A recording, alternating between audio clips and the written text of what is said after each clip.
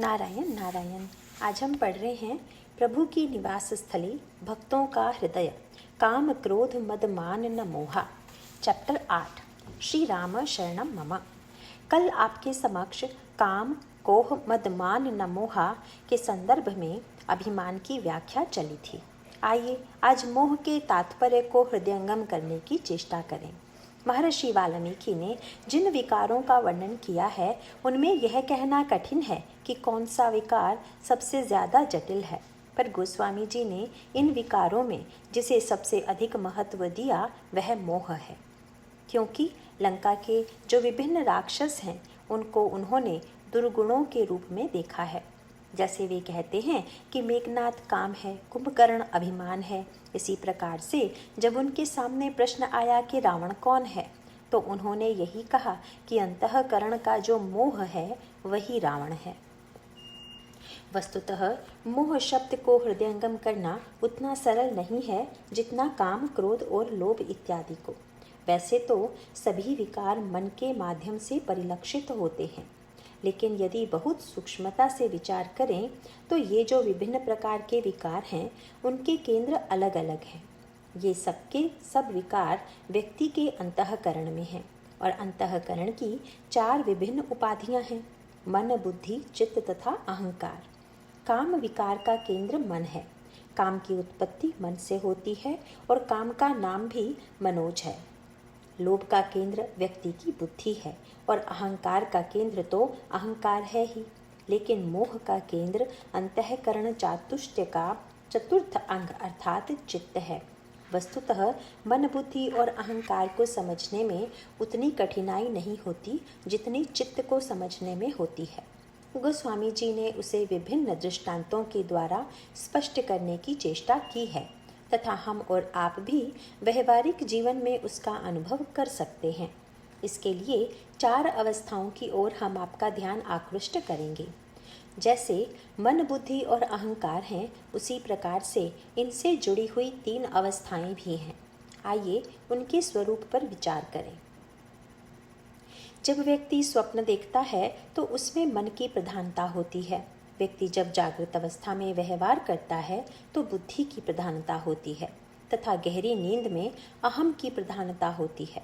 क्योंकि जब गहरी नींद आ गई तो ऐसा लगता है कि अब न मन कार्य कर रहा है और न बुद्धि कार्य कर रही है। पर जागने के बाद यदि पूछा जाए तो व्यक्ति यही कहेगा कि मैं आज बड़े सुख से सोया या बड़ी गहरी नींद में सोया। इसका अर्थ है कि गहरी सुसुप्ति अवस्था में केवल अहम शेष है, न मन है और न बुद्धि। किंतु हमारे पुराण कहते हैं तथा रामचरितमानस में भी कहा गया कि एक अवस्था और है जिसे तुरीय अवस्था कहा गया है। इस तुरीय अवस्था का अनुभव करने के लिए व्यक्ति को प्रयत्न करना चाहिए। इसके साक्षात्कार के लिए मन, बुद्धि तथा अहंकार की अपेक्षा नहीं है, अपितु चित्त के निरोध की आवश्यकता है। पातंजल योग दर्शन नामक ग्रंथ के विषय में आप लोगों ने पढ़ा अवश्य अथवा सुना होगा। यह योग का ग्रंथ है। योग का मुख्य उद्देश्य चित्त की वृत्तियों का निरोध है। चित्त वृत्ति का निरोध मन, बुद्धि तथा अहंकार की अपेक्षा अधिक कठिन है। इसको रामायण में किस प्रकार से बताया गया है, हम पहले यह देखने की चेष्टा करेंगे। रामायण में कहा गया है कि लंका के राक्षसों में रावण मूर्तिमान मोह है। मोह का विनाश करना बड़ा कठिन है। आइए हम पहले यह समझने की चेष्टा करें कि मोह क्या है और इसका विनाश करना इतना कठिन क्यों है। रामायण की भाषा में मेघनाद काम है। मेघनाद 3 प्रकार से युद्ध करता है। वह रथ पर बैठकर बाणों की वर्षा करके बंदरों को घायल कर देता है। मेघनाद जब युद्ध करता है तो एक एक योद्धा के ऊपर 10-10 बाणों का प्रयोग करता है। यह संकेत आपको रामायण में मिलेगा। पर ऐसा करने पर भी जब मेघनाद पूरी तरह सफल नहीं होता है और जब बंदरों का आक्रमण तीव्र होता है तब अचानक वह अंतर्धान होकर आकाश से बाणों की वर्षा करता है। परिणाम यह होता है कि उसके बाण तो बंदरों को लगते हैं पर उस पर प्रहार नहीं किया जा सकता। मेघनाद जब तक सामने था तब तक तो उसके बाणों का उत्तर दिया जा सकता था, लेकिन जब मेघनाद अदृश्य हो जाता है तब उसके बाण का उत्तर देने की सामर्थ्य किसी में भी नहीं है। मेघनाद आकाश से जो बाणों की वर्षा करता है उनमें एक विचित्रता विद्यमान है। इन बाणों से आकाश से तो आग बरसने लगती है तथा पृथ्वी से जल के स्रोत फूट पड़ते हैं। नभ चढ़ी बरस विपुल अंगारा, महिते प्रगट होई जलधारा। मेघनाद के युद्ध की ये दो कलाएं हैं। इसके बाद भी जब वह पराजित हुआ तो उसने यज्ञ का निश्चय किया और उसमें जुट गया। उधर विभीषण जी ने भगवान श्री राम को सूचना दी कि महाराज, मेघनाद एक ऐसा यज्ञ कर रहा है जिसके सफल होने पर उसे मारना कठिन हो जाएगा। भगवान राम श्री लक्ष्मण को आदेश देते हैं कि तुम मेघनाद पर आक्रमण करो तथा यज्ञ स्थल पर उसका वध करो। लक्ष्मण जी जाते हैं तथा यज्ञ स्थल में ही उसका वध करने में समर्थ होते हैं। यह कथा आप रामायण में पढ़ते हैं। अब इसके तात्पर्य पर आप विचार कीजिए। मेघनाद के द्वारा 10-10 बाणों की वर्षा करने का अर्थ है कि काम पहला अधिकार व्यक्ति की इंद्रियों पर करता है। व्यक्ति के 10 इंद्रियां हैं, अर्थात 10 इंद्रियों वाला यह व्यक्ति मेघनाद के 10 बाणों से घायल होता है। इसका अभिप्राय है कि व्यक्ति इंद्रियों तथा शरीर से विवश हो जाता है। यह काम की पहली कला है। लेकिन जहाँ पर हनुमान जी जैसे योद्धा हों, श्री लक्ष्मण जी जैसे योद्धा हों, वहाँ उसकी कला नहीं चल पाती। इसका सीधा सा अर्थ है कि शास्त्रों में कहा गया है कि अगर आप पर काम का आक्रमण हो रहा है तो आप संयम नियम कीजिए, सात्विक तथा संयमी भोजन करिए और सात्विक भोजन के द्वारा इंद्रियों को नियंत्रित करने की चेष्टा कीजिए। यह मेघनाद काम के प्रत्यक्ष बाण के प्रहार का उत्तर है। मानो इंद्रियों के संयम से क्या काम को पूरी तरह जीता जा सकता है? इसका उत्तर है कि नहीं, क्योंकि काम का मुख्य केंद्र मन है। व्यक्ति जब संयम करेगा तो इंद्रियों का ही संयम करेगा, किंतु काम तो मन में बैठा हुआ है और यह मन इंद्रियों की तुलना में अदृश्य है, प्रकट नहीं है। मन में बैठे बैठे काम आक्रमण करता है और यदि व्यक्ति इंद्रियों पर अधिकार पाने की चेष्टा भी करे तो मन उसको विवश बना देता है और तब व्यक्ति काम के संकेत पर नाचने लगता है। मेघनाद के अदृश्य होकर आक्रमण करने का यही तात्पर्य है। मेघनाद के 2 बाणों से वर्षा होती है, आग और पानी की। इसका अभिप्राय है कि जब मन में काम आता है तो आग और पानी एक साथ ही आ जाते हैं। अंतःकरण का द्वेष ही आग है तथा राग ही जल है। इसमें व्यंग यह है कि जहाँ व्यक्ति में काम आएगा वहाँ राग और द्वेष आए बिना नहीं रहेगा। अब व्यक्ति को यह निर्णय करना है कि वह राग में डूबकर मरे या आग में जलकर। राग डुबोता है तथा द्वेष जलाता है। यह व्यवहार में भी देखा जाता है कि जब काम की वृत्ति आती है तो किसी के प्रति हमारे मन में राग उत्पन्न हो जाता है और किसी के प्रति द्वेष। पर काम मेघनाद का एक तीसरा केंद्र और है जो बड़ा घातक है। गीता में भगवान कृष्ण जब अर्जुन से काम का विश्लेषण करते हैं तो उन्होंने भी इन्हीं 3 केंद्रों की ओर संकेत किया जिनका वर्णन रामायण में किया गया है। भगवान कृष्ण कहते हैं, इंद्रियाणि मनोबुद्धिर अस्याधिष्ठानमुच्यते। अर्जुन, इंद्रिय, मन और बुद्धि काम के ये 3 अधिष्ठान हैं। इसका व्यवहारिक अर्थ यह है कि जब तक इंद्रिय और मन में काम है तब तक तो उसे परास्त करना संभव है, पर यदि बुद्धि में काम ने प्रवेश पा लिया तो उसे हरा पाना कठिन है। बुद्धि में काम के प्रवेश का अर्थ है कि हम काम विकार का बुद्धि तथा तर्क द्वारा समर्थन करने लगे। आज के युग में तो बड़े जोर शोर से बुद्धि के द्वारा काम के समर्थन की चेष्टा की जाती है। मन में भले ही काम है, पर अगर बुद्धि के द्वारा हम काम की बुराई को समझते हैं और उसका विनाश करना चाहते हैं तो काम को जीतना अधिक सरल है। पर यदि इंद्रिय तथा मन के साथ साथ बुद्धि के द्वारा भी हम काम विकार का समर्थन करने लगें तो काम को जीतना अत्यंत कठिन हो जाता है। इसीलिए विभीषण जी भगवान श्री राम से कहते हैं कि अगर मेघनाद ने निकुंभिला मंदिर पर यज्ञ कर लिया जो कि बुद्धि का केंद्र है तो फिर उसे जीतना सरल नहीं होगा। अतः लक्ष्मण जी ने उसी यज्ञ स्थल में मेघनाद पर प्रहार करके उसे जीत लिया।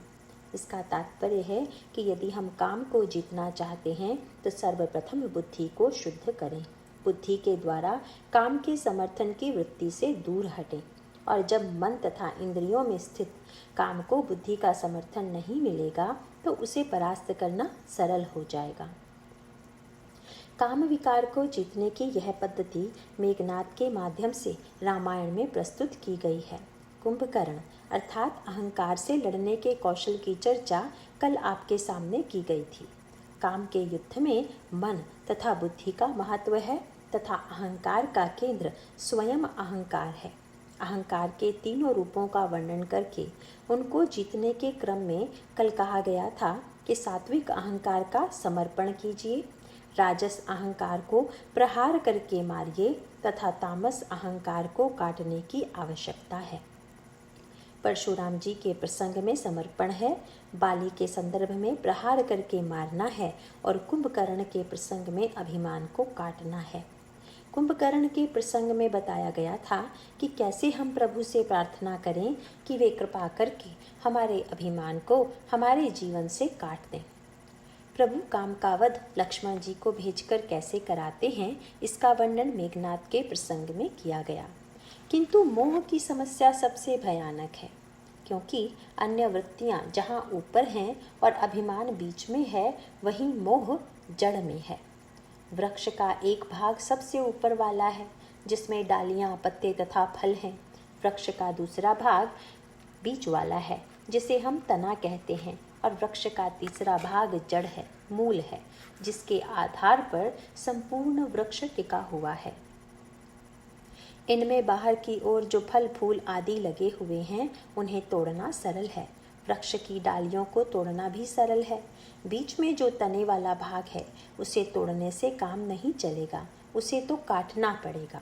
इसका अर्थ है कि अन्य वृत्तियां तो बाहर परिलक्षित हो रही हैं, पर अभिमान का केंद्र मध्य में है। इसीलिए उसे नष्ट करने के लिए उस बीच वाले हिस्से को काटना आवश्यक है, जैसा धनुष यज्ञ के प्रसंग में वर्णन आता है। भगवान शंकर का धनुष समष्टि चेतना के अहंकार का प्रतीक है। समष्टि अहंकार सात्विक अहंकार पर तो तर्क वितर्क करना पड़ा, राजस अहंकार पर प्रहार करना पड़ा, तामस को काटना पड़ा, पर शंकर जी का धनुष तो स्पर्श मात्र से ही टूट जाता है। किंतु आप यह देखिए कि भगवान श्री राम ने इस धनुष का स्पर्श कहाँ से किया, तो आपको रामायण में सूत्र मिलेगा, तेहि छन राम मध्य तनु तोरा। धनुष को ठीक बीचों बीच से भगवान श्री राघवेंद्र ने तोड़ दिया। इसका अभिप्राय यह हुआ कि अभिमान को तोड़ना हो तो इसे बीच से ही तोड़िए। वस्तुतः अभिमान का सारा केंद्र बीच में ही तो है।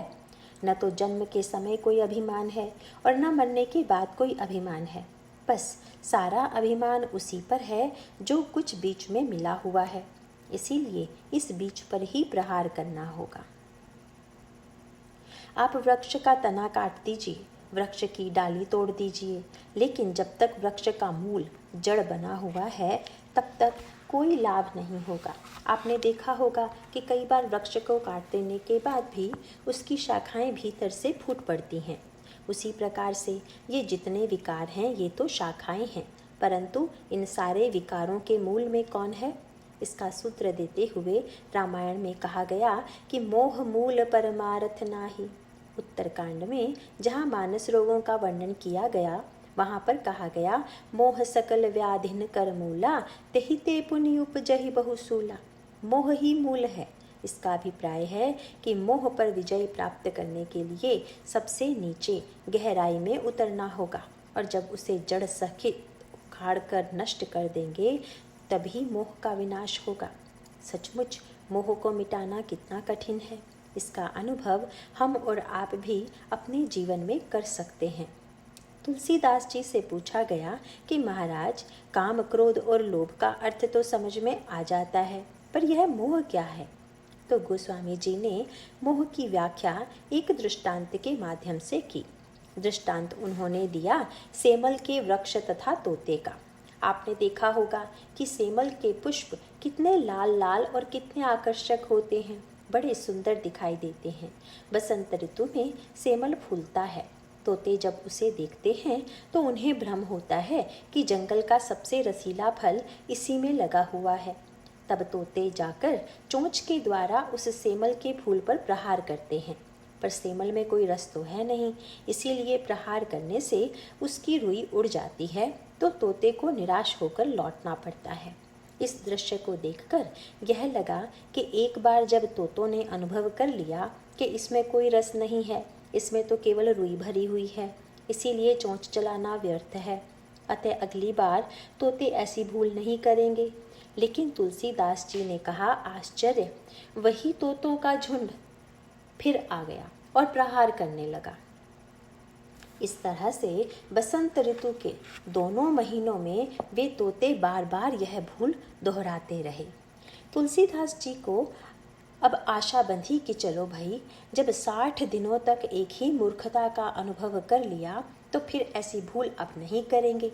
लेकिन फिर जब बसंत आया तो वही सेमल का वृक्ष, वही तोते तथा फिर से चोंच चलाने की वही प्रक्रिया प्रारंभ हो गई। तब गोस्वामी जी ने कहा, बस मोह का अर्थ यही है। जीवन में जिसे हम बार बार समझते हैं, जानते हैं, जिसका अनुभव करते हैं, परंतु फिर भी बार बार वही भूल दोहराते हैं, इसी का नाम मोह है। गोस्वामी जी दोहावली रामायण में कहते हैं, सोई सेमल सोई सुवा, सेवत बहुरी बसंत, तुलसी महिमा मोह की, समुझी सराहत संत। भाई सचमुच मोह यही है। आप जरा विचार करके देखिए कि इस संदर्भ में रावण की क्या स्थिति है। आप यह न समझिएगा कि रावण की ही व्याख्या हो रही है। हम लोग जरा गहराई से विचार करके देखें तो यही लगेगा कि हमारे जीवन में भी बार बार वही भूल दोहराई जा रही है। इसका सीधा सा अर्थ यही है कि हमारे जीवन में भी मोह सक्रिय है, रावण सक्रिय है। आइए विचार करें कि रावण की समस्या क्या है। गोस्वामी जी रामचरितमानस में संकेत करते हैं कि अन्य बेचारे राक्षस तो डर के मारे प्रत्यक्ष विरोध भले ही न करें, पर उनके मन में रावण के कार्यों से असहमति है। किंतु लंका में रावण के 2 प्रिय पात्र हैं और दोनों ही ऐसे पात्र हैं जो रावण का समर्थन करते हैं। ये दोनों पात्र हैं शूर्पणखा और मेघनाद। रावण और शूर्पणखा का संबंध परस्पर समर्थन का है और रावण के सब कार्यों का आंख मूंद कर समर्थन जो करता है वह है मेघनाद। इसका आध्यात्मिक अर्थ यह हुआ कि मोह के 2 मुख्य सहयोगी हैं, शूर्पणखा और मेघनाद। मेघनाद मूर्तिमान काम है तथा शूर्पणखा अंतःकरण की वासना है। गोस्वामी जी ने जब शूर्पणखा का परिचय दिया तो परंपरा से हट कर दिया। किसी नारी का परिचय देने की परंपरा यह है कि विवाह से पहले किसकी पुत्री है इस नाते से परिचय दिया जाता है, विवाह के बाद यह किसकी पत्नी है यह कहा जाता है, तथा जब पुत्र उत्पन्न हो जाता है तो यह किसकी माँ है यह कहकर परिचय दिया जाता है। नारी के यही 3 मुख्य परिचय के केंद्र हैं, पिता, पति और पुत्र। पूछा गया कि शूर्पणखा किसकी बेटी है अथवा किसकी पत्नी है या किसकी माँ है, तो तुलसीदास जी ने कहा कि इनका परिचय इस तरह से नहीं दिया जा सकता। इनके लिए तो एक नया केंद्र बनाना पड़ेगा और वह है शूर्पणखा रावण के बहिनी। यह रावण की बहन है। इसका तात्पर्य यह है कि उन तीनों संबंधों में तो किसी प्रकार की सीमा है, मर्यादा है। उसके लिए कई लोग परतंत्रता शब्द का प्रयोग करते हैं, पर भाई किसी न किसी प्रकार की परतंत्रता स्वीकार करना व्यक्ति के जीवन की बाध्यता है। यह केवल स्त्री के लिए ही नहीं है, पुरुष भी मर्यादाओं के द्वारा किसी न किसी प्रकार से परतंत्र हैं। वस्तुतः नारी ने अपने जीवन में मर्यादा के जो 3 केंद्र बनाए हैं उनके माध्यम से वह सुरक्षित है। पर शूर्पणखा की विचित्रता यही है कि विश्रवा मुनि की बेटी होने पर भी उसमें विश्रवा मुनि का कोई संस्कार नहीं है। शूर्पणखा का विवाह रावण के द्वारा विद्युजिह्वा नामक राक्षस से किया गया और विद्युजिह्वा का वध भी रावण ने स्वयं अपने हाथों से कर दिया। इस प्रकार पति भी केंद्र में नहीं है। विवाह होने के तत्काल बाद ही पति का वध कर देने के कारण यह पुत्र की माँ भी नहीं बनी। आध्यात्मिक अर्थों में इसका अभिप्राय है कि वासना किसी प्रकार के बंधन और मर्यादा को स्वीकार करने के पक्ष में नहीं है। जहाँ वासना होगी वहाँ व्यक्ति उच्छृंखल होने की चेष्टा करेगा तथा उच्छृंखलता को ही वह स्वतंत्रता कहता है। अगर मर्यादा का नाम परतंत्रता रख दिया जाए और उच्छृंखलता का नाम स्वतंत्रता रख दिया जाए तो यह बड़ी घातक प्रवृत्ति होगी।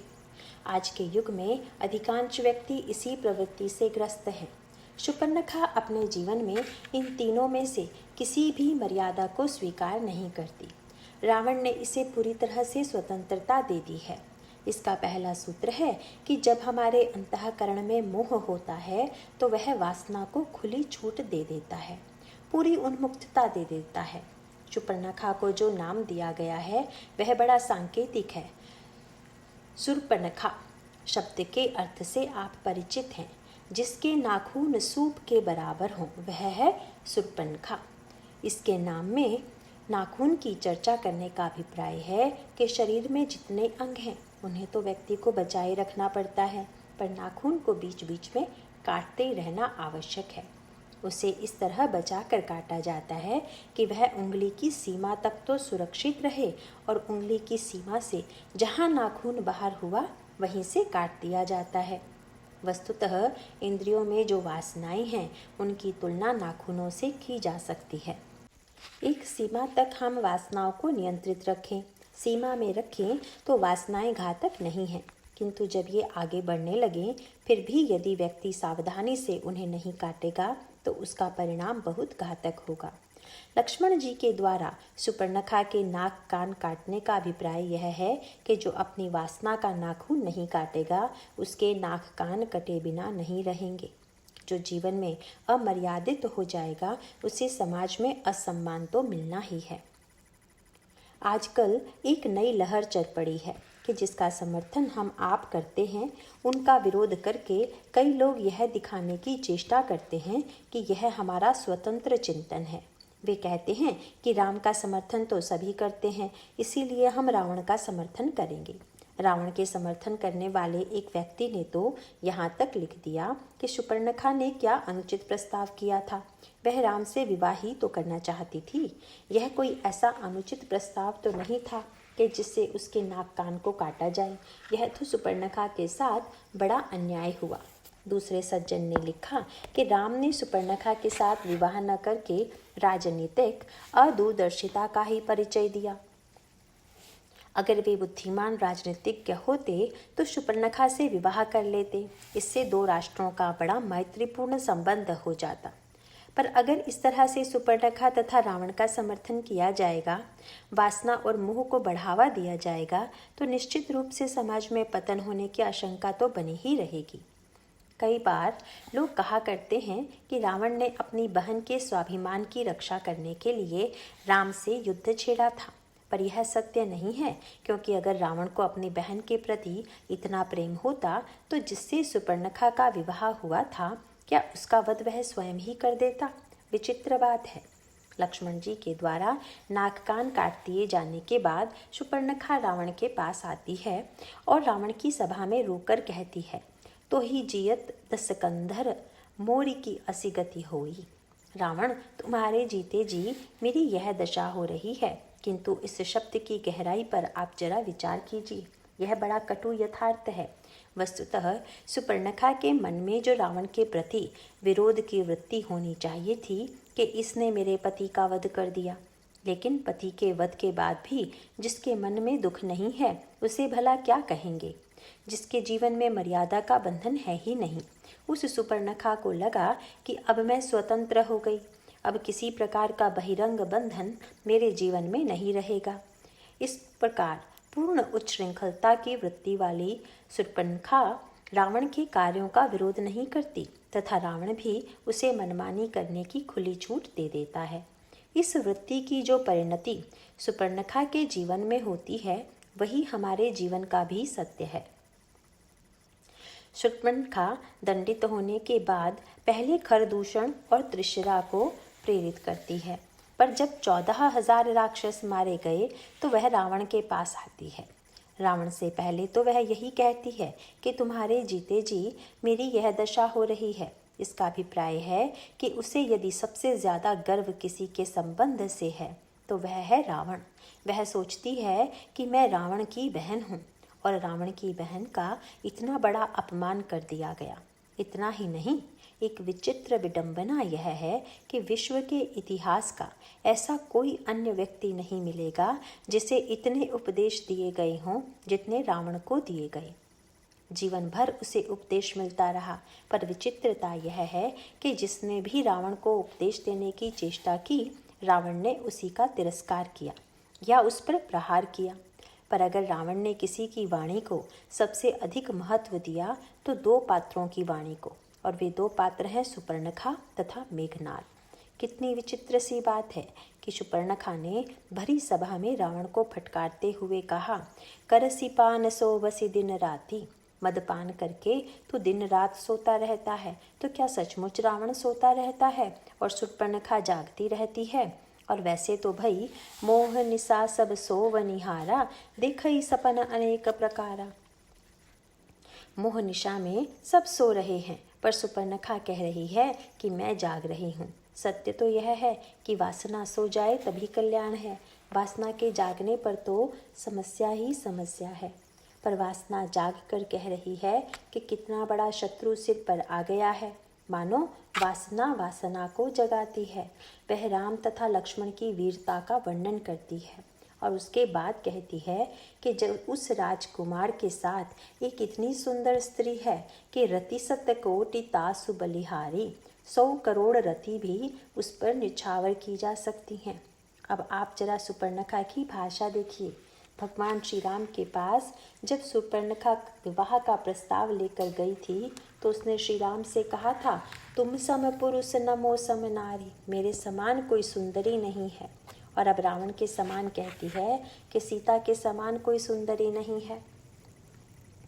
गोस्वामी जी का व्यंग यह था कि वह श्री राम से विवाह करना चाहती है, इसीलिए अपने नकली सुंदर रूप में सज कर आई और श्री राघवेंद्र के समक्ष अपने नकली सौंदर्य का प्रदर्शन करती है। रुचिर रूप धरी प्रभु पही जाई, बोली वचन बहुत मुस्काई। हाँ, इतनी उदारता उसने अवश्य दिखाई कि भगवान राम से कहा कि तुम्हारे समान सुंदर न कोई पुरुष है और न ही मेरे समान कोई सुंदरी, हम दोनों अद्वितीय हैं। सुपर्णखा से यदि कोई पूछते कि भगवान राम संसार में सर्वश्रेष्ठ सुंदर हैं और तुम सर्वश्रेष्ठ सुंदरी हो, पर यदि तुम दोनों में तुलना की जाए तो कौन अधिक सुंदर है, तो सुपर्णखा ने बिना संकोच के श्री राम से कह दिया, मम अनुरूप पुरुष जग माही, दिखऊं खोजी लोक तिहु नाही। ताते अब लगी रहूं कुमारी, मन माना कछु तुम ही निहारी। मेरी बराबरी के सुंदर तो तुम भी नहीं हो, पर जब मेरे अनुरूप सुंदर कोई अन्य नहीं है, इसीलिए मैं तुम्हारा ही वर्ण कर लेती हूँ। अगर विचार करके देखें तो वासना का स्वरूप भी यही है, क्योंकि मन भी पूरी तरह से किसी के प्रति समर्पित नहीं होता।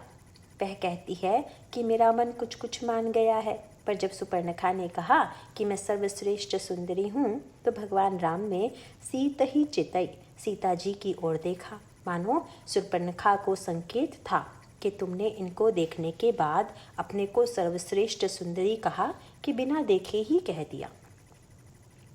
वाल्मीकि रामायण में जो वर्णन आया है उसमें तो सुपर्णखा श्री राम से कहती है कि यह तुम्हारी दुबली पतली पत्नी है, इसमें क्या सौंदर्य रखा है। तुम मेरे सौंदर्य की ओर देखा कि मैं कैसी हष्टपुष्ट हूँ, कैसी स्वस्थ हूँ। सौंदर्य का यह मापदंड जब उसने प्रभु के समक्ष रखा तो श्री राम ने उसे लक्ष्मण जी के पास यह कहकर भेज दिया कि अहाई कुमार मोर लघु भ्राता, मेरा छोटा भाई कुंवारा है। और जब सुपर्णखा वहाँ पर गई तो लक्ष्मण जी ने कहा सुंदरी, उन्होंने उसके प्रति सुंदरी शब्द का प्रयोग किया। सुपर्णखा को सुंदरी शब्द सुनकर संतोष हुआ। उसने सोचा कि बड़े भाई ने एक बार भी सुंदरी नहीं कहा, पर छोटे भाई ने सुंदरी कहा तो, पर साथ ही साथ उसे आश्चर्य भी हुआ कि कह तो रहा है मुझे सुंदरी, पर देख रहा है दूसरी ओर, क्योंकि लक्ष्मण जी भगवान राम की ओर देख रहे थे। सुपर्णखा के मन में यह प्रश्न था कि सुंदरी कहने के बाद मुझे देख क्यों नहीं रहा है। लक्ष्मण जी का अभिप्राय था कि जब तक मैं नहीं देख रहा हूँ बस तभी तक तुम सुंदरी हो, जब मैं देख लूँगा तब तुम सुंदरी नहीं रह जाओगी। इसका अभिप्राय है कि लक्ष्मण जी हैं वैराग्य तथा सुपर्णखा है वासना। जब तक वैराग्य की दृष्टि नहीं पड़ती तभी तक वासना में आकर्षण होता है, पर जब वैराग्य की दृष्टि पड़ेगी तो वासना की कुरूपता सामने आए बिना नहीं रहेगी। सुपर्णखा ने जाकर जब लक्ष्मण जी से प्रस्ताव किया कि तुम मुझसे विवाह करो, तब लक्ष्मण जी को तो यही उत्तर देना चाहिए था कि मेरा विवाह हो चुका है तथा श्री राम ने तुम्हारे ऊपर व्यंग किया है। पर लक्ष्मण जी ने एक बार भी नहीं कहा कि मेरा विवाह हो चुका है। यद्यपि भगवान राम ने जब यह कह दिया कि लक्ष्मण कुमार हैं, तब तो आश्चर्य होता ही है, पर इससे भी बढ़कर आश्चर्य तब होता है कि जब लक्ष्मण जी ने इसका खंडन नहीं किया। वस्तुतः खंडन न करने के पीछे लक्ष्मण जी का दूसरा उद्देश्य है। भगवान राम ने जो व्यंग किया उसका रहस्य बड़ा गहरा था। भगवान राम में के कथन में साहित्यिक व्यंग था और इस व्यंग के पीछे भाषा का आनंद था। आपने देखा होगा कि कभी कभी एक ही शब्द अलग अलग भाषा भाषी प्रांतों में अलग अलग अर्थ देने वाले माने जाते हैं। इस संदर्भ में मुझे अपना ही संस्मरण याद आता है। जब मैं पहली बार बम्बई गया तो वहाँ प्रातःकाल मराठी पत्र सामने आ गया। मराठी की लिपि भी देवनागरी ही है। उसमें महाराष्ट्र के किसी मंत्री का नाम छपा हुआ था कि अमुक मंत्री ने राजीनामा दे दिया।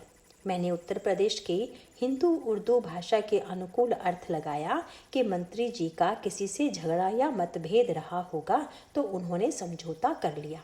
पर जब थोड़ी देर बाद हिंदी का पत्र आया तो उसमें लिखा था कि मंत्री जी ने त्यागपत्र दे दिया।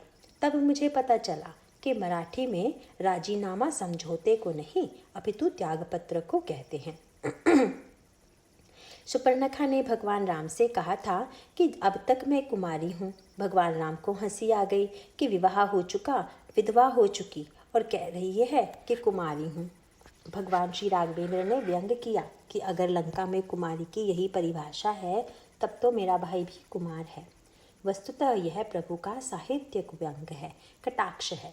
पर लक्ष्मण जी ने और भी गहरा व्यंग करते हुए कहा, सुंदरी सुनो मैं उनकर दासा, सुंदरी मैं उनका सेवक हूँ। यह वाक्य पढ़कर आश्चर्य होता है। अगर वे यह कहते कि मैं उर्मिला का पति हूँ तब तो ठीक है, पर वे कह रहे हैं कि मैं उनका दास हूँ। प्रस्ताव विवाह का है और उत्तर है कि मैं दास हूँ। पर लक्ष्मण जी का व्यंग था कि मैं जानता हूँ कि तुम्हें पति की नहीं अपितु एक दास की आवश्यकता है। तुम जिसे दास बनाओगी उसे ही पति का नाम दे रही हो, पर जो राम का दास हो चुका वह काम का दास हो ही नहीं सकता। इसीलिए तुम आशा मत रखो कि मैं तुम्हारी ओर आकृष्ट होऊंगा। इसीलिए लक्ष्मण जी के द्वारा ही सुपर्णखा का विरूपीकरण होता है। सुपर्णखा जब रावण के पास जाती है तो वह उसकी दुर्बलता को उघाड़ती है। रावण की कामासक्ति की दुर्बलता से वह परिचित है। रावण का सौंदर्य के प्रति तीव्र आकर्षण है, स्त्रियों के प्रति उनकी अनुरक्ति है। इसीलिए उसने सीता जी के सौंदर्य का वर्णन करते हुए कहा कि वह तो अद्वितीय है। उसका अभिप्राय है कि तुम्हारे चाहे जितनी भी रानियां हों, पर जब तक उस राजकुमारी को अपनी पत्नी नहीं बनाते हो तब तक तुम्हारा महल अधूरा है। रावण के मन में वासना जगाने में सुपर्णखा सफल हो गई। उसके पश्चात रावण सभा से मुक्त होकर अपने शयन कक्ष में जाता है। गोस्वामी जी ने यही मोह के दूसरे पक्ष की व्याख्या प्रारंभ कर दी। गोस्वामी जी कहते हैं कि उस रात रावण को नींद परई नहीं राती, रात भर नींद नहीं आई। नींद न आने पर उसने चिंतन किया कि जिसने 14,000 राक्षसों का वध कर दिया, जिसने खरदूषण त्रिशरा का वध कर दिया तथा जिसने शूर्पणखा का विरूपीकरण करने का इतना साहस किया, वह कौन हो सकता है। तो सबसे पहले रावण को हृदय स्थित अंतर्यामी से सत्य की ही सूचना मिली। रावण के विवेक ने कहा, खरदूषण मोहि सम बलवंता, तिन्ह ही को मारई बिनु भगवंता। निश्चित रूप से इतने योद्धाओं का वध करना भगवान को छोड़कर किसी अन्य के लिए संभव नहीं है। लेकिन भाई, अहो मोह महिमा बलवाना, मोह की महिमा बड़ी विचित्र है। जिन भगवान को पहचानने के लिए योगियों को भी प्रयत्न करना पड़ता है, जिन भगवान की लीला को देखकर बड़े बड़े योगी भी भ्रम में पड़ जाते हैं। रावण ने पलंग पर पड़े पड़े सत्य का अनुभव कर लिया कि श्री राम साक्षात ईश्वर हैं। पर रावणत्व क्या है? कई बार लोग कुछ पंक्तियों के आधार पर समझते हैं कि रावण बड़ा भक्त था। उनमें एक पंक्ति तो वही है जो रावण ने इसी प्रसंग में कही कि खरदूषण मोहिसम बलवंता।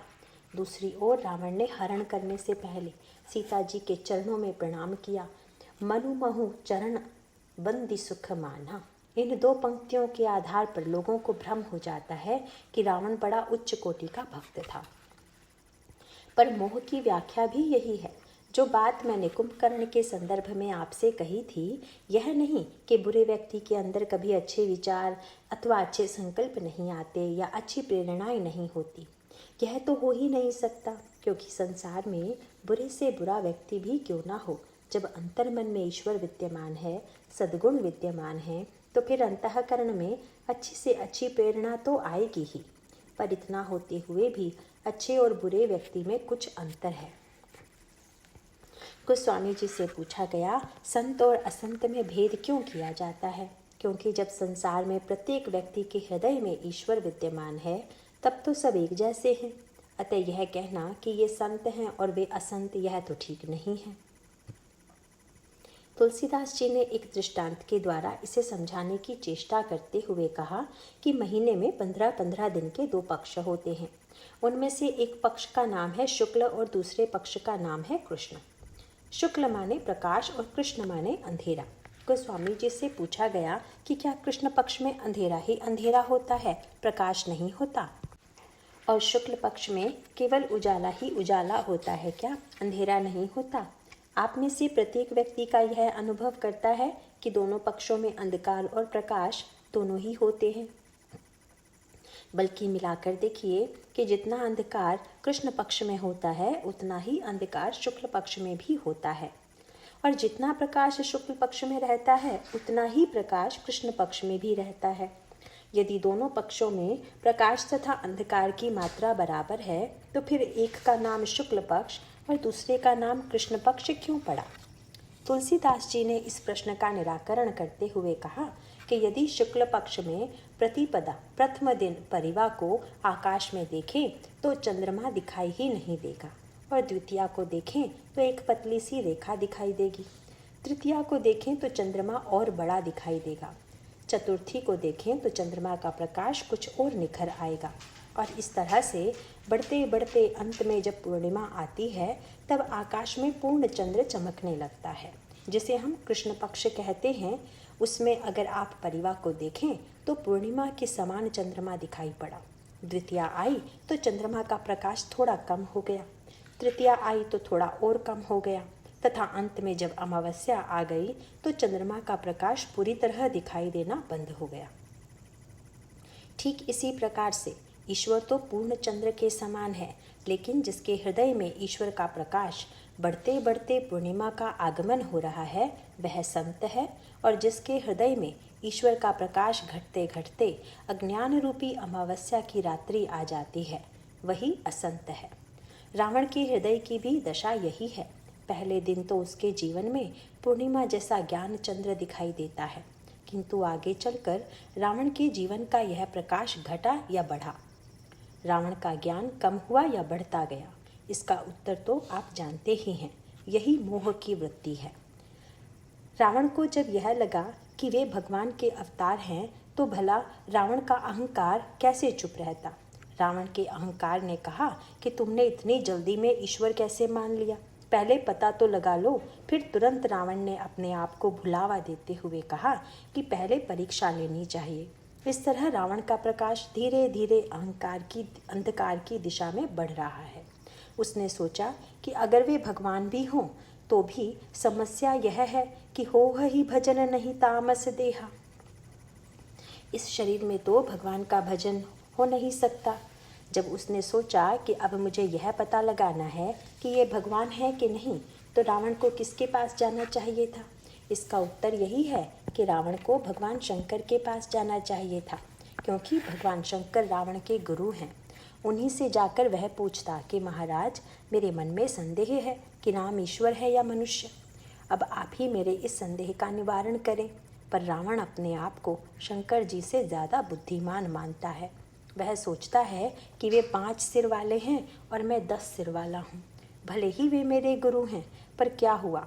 कई बार शिष्य इस भ्रम में पड़ जाते हैं कि भले ही मैंने इन्हें गुरु बना लिया, पर बुद्धि में गुरु जी हमसे कम हैं। रावण ने सोचा कि क्या वे मुझसे ज़्यादा बुद्धिमान हैं जो मैं उनसे पूछने जाऊं? मैं स्वयं ही पता लगा लूँगा। एक नकली स्वर्ण मृग लेकर जाऊंगा।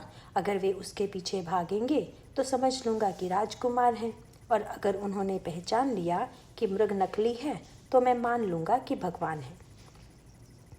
रावण अपने तर्क की कसौटी, बुद्धि की कसौटी पर ईश्वर को कसने के लिए प्रस्तुत होता है। इसके बाद वह मारीच के पास जाता है।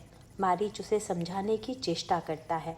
रामायण में अनेकानेक लोगों ने रावण को समझाने की चेष्टा की, पर वही बात सामने आती है, सोई से मल सोई सुवास सेवत बहुरी बसंत।